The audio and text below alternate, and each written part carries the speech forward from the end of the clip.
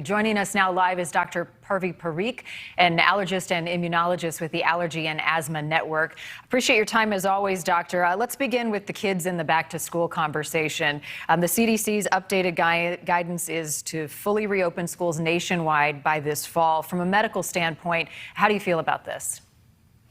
Yeah, I think actually it's great news and it's needed.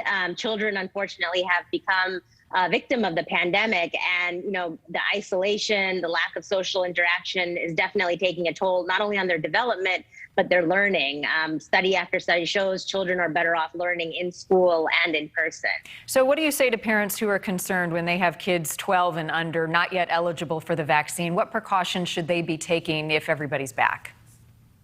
Right. So what the CDC is recommending for those under 12 or unvaccinated is, children should be masking. There should be at least 3 feet of distance between kids, but that doesn't have to necessarily be a deal breaker as long as there are other layers of precautions in the school. So good ventilation, again, the masking, frequent cleaning, sanitation practices.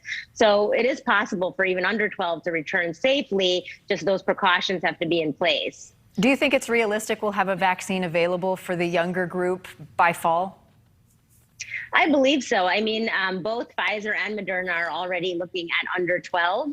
So I'm hoping one of the two, if not both, will have that emergency approval by fall and at the latest by winter time. As Tom Negevan just mentioned, Pfizer came out this week saying it is seeking approval for that third shot, but the CDC and the FDA were quick to respond late last night saying that it is too soon to know if a booster will be effective or necessary. What is the data showing right now? Yeah, so that's a big question, actually. We haven't seen the data. So I would be very curious to see that data released. What we have seen so far is actually the data showing mRNA vaccines have long-term immunity, and there's even data showing that it could last years. So the booster may be necessary still, but it might be just for select groups rather than everybody. So that's those high-risk groups like the elderly, those with high-risk medical conditions. But again, we have to be careful not to jump to anything before we can see that data.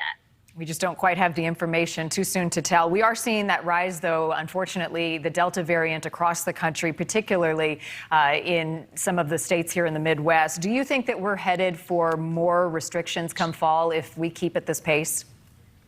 Absolutely. As one of the doctors just said on this channel, this is the fittest and the fastest, which means that it's very contagious, and especially certain areas, certain states that are not well vaccinated, that have lower vaccination rates. We're already seeing, again, hospitals and ICUs get overwhelmed. And once we move into the colder months and people are spending more time indoors, there surely will be a spike, especially if vaccination rates don't improve. So it's something we do need to keep ahead of and on our radar.